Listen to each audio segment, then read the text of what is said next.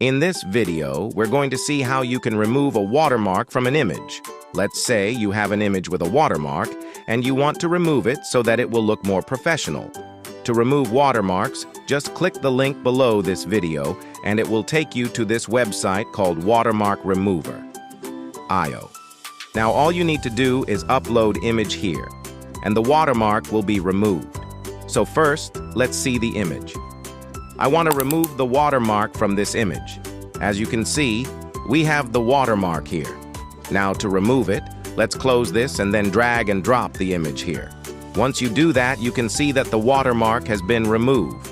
Now to download this image, click Download Image, and the image will be downloaded to your computer. Now if you open it, you can see that the watermark has been removed. That's it, guys. This is how you can remove watermarks from your images.